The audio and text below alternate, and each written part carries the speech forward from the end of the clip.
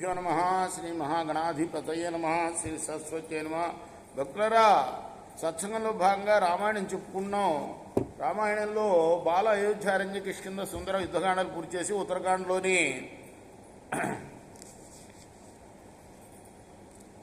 4 సర్గలు పూర్తి చేసాం. 5వ సర్గలో ఉన్నాం మనం.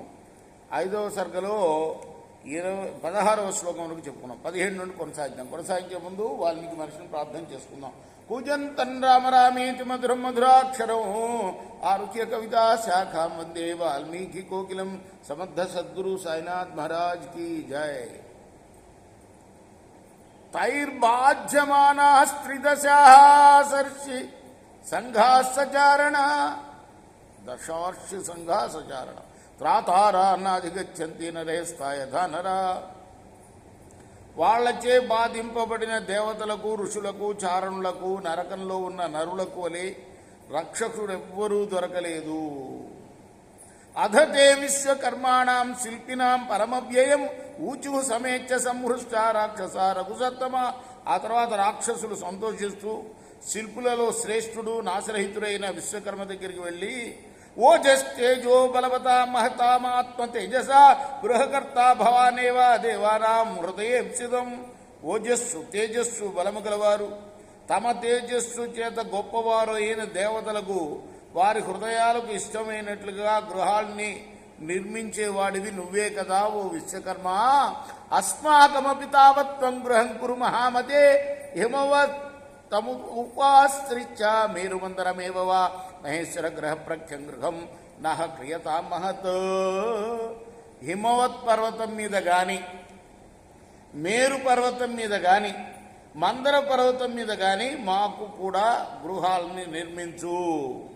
మాకు మహేశ్వరుని గృహం వంటి గృహం కావాలి సుమా. అటువంటిది నిర్మించాలి నువ్వు. విశ్వకర్మ తతస్తేషాం రాక్షసానాం మహాభుజ నివాసం కథయామాస చక్రసేవా అమరావతిం. ఆ తర్వాత విశ్వకర్మ దేవేంద్రుడి యొక్క అమరావతితో సమానమైన నివాసాన్ని గురించి ఆ రాక్షసులకు చెప్పాడు. దక్షిణ శోధతే స్థీరే త్రికూటో రామ ప్రవత సువేల ఇది చాప్యన్యో ద్వితీయో రాక్షసేశ్వర. రాక్షస ప్రభులారా, దక్షిణ సముద్ర తీరంలో త్రికూటము, సువేలము అని 2 పర్వతాలు ఉన్నాయి. శిఖరేతస్య శైలస్య మధ్యమే అంబుద సన్నిభే శకునైరపి దుష్ప్రాపే టంకచ్చిన్న చతుర్దిశి త్రింశజ్యో జన విస్తీర్ణ శతయోజన సమాహిత స్వర్ణ ప్రాకార సంహిత హేమతోరణ సంవృత మయా లంకేతి నగరీ శక్రాజ్ఞప్తేన నిర్మిత.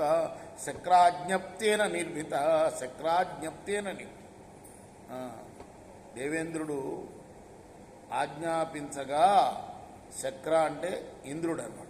శక్రాజ్ఞప్తేన నిర్మిత, నేను నల్లని మేఘంతో సమానమైన టంకముల చేత 4 వైపులా చెక్కబడిన ఆ త్రికూట పర్వత మధ్య శిఖరం మీద 30 యోజనాల వెడల్పు, 100 యోజనాల పొడవు ఉన్న లంకాపురాన్ని నిర్మించి ఉన్నాను.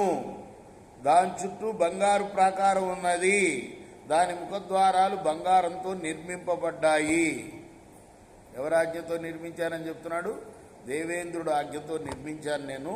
తస్యాం వసత దుర్దశాయ యూయం రాక్షస పృంగవ అమరావతిం సమాసాధ్య సేంద్రే ఇది దివౌకస. ఓ రాక్షస శ్రేష్ఠులారా, మీరు ఆ నగరంలో అమరావతిని పొందిన దేవతల్లాగా,